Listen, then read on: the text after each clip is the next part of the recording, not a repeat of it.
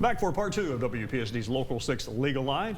And the attorneys from the Bryant Law Center ready for your questions at 1-888-208-6946. Austin Kennedy, Teris Swanson here on the set with me. And I see a question coming in. And while we are waiting on that, Teris, I noticed that you and Austin are both sporting shades of pink today.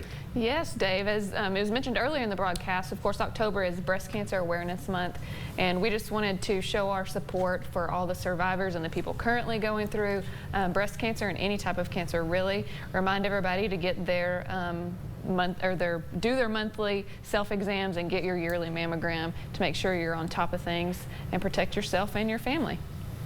That leads us to a question from Mason. Not a very good transition there, but still a transition. Mason wants to know, are there any options for me if I really don't want to file a lawsuit against the person who hit me?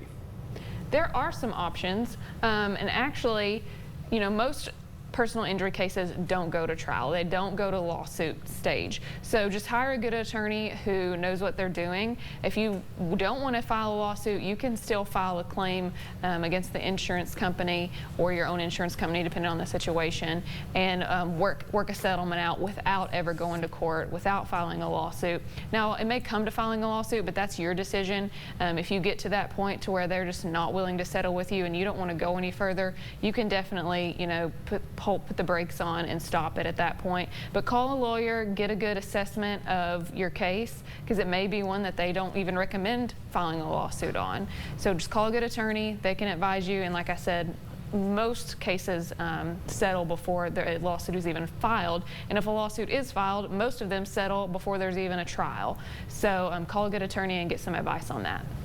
I have a question from Paul who says, if I were to get into an accident, what type of evidence do I need to gather? And I'm assuming he's talking about a car accident here.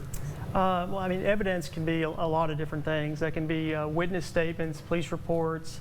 It can be medical evidence. Obviously, you know, if you have a car accident, for example, the burden of proof is on the plaintiff or the claimant, meaning you've got to prove every element of your damages. You've got to prove that how the accident happened, whose fault it was. And the big reason for, especially in Kentucky, we're a comparative fault state, which means that all the parties will be assessed and I guess assigned a certain percentage for fault. So there are things that kind of come into play about whose fault it is. It could be one of them, which, you know, very simple, 100-0, or it could be something that's very confusing. And a lot of people can disagree on it, but I would definitely call a lawyer, because that's what they do. They gather evidence. They have teams of people that have investigators, things like that, and take care of all that for you, so you can focus on what's more important, which is getting your medical treatment, getting better, returning to work, being with your family, things like that. I have time for one last question with just a little over a minute remaining in today's segment. And we have a question from Teris, who says, I admit that I was speeding when I got into an accident. However, the person that hit me ran a red light. I believe they were the main cause for the accident. Can I still file a claim against him? That's actually the perfect question to bounce off what Austin was just talking about, which is comparative fault. Yes, you still have a claim. Things like not wearing your seatbelt, speeding, those types of things that I as the driver may have had some fault, but the other person also had some fault. That's what we're talking about with comparative fault.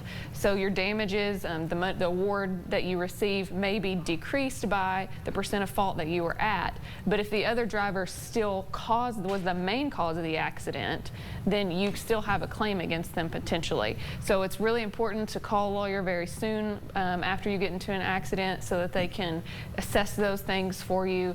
You know, you want to get police reports and that sort of thing to look at and figure out exactly what you're looking at there. Austin Kennedy, Teris Swanson, our guest today from the Bryant Law Center, Paducah and Louisville, answering your questions regarding personal injury. Want to review either one of these segments? Hey, you're in luck, because they'll be up very shortly. Online, look under the Legal Line icon at WPSDLocal6.com. Stay with us. More Midday is straight ahead.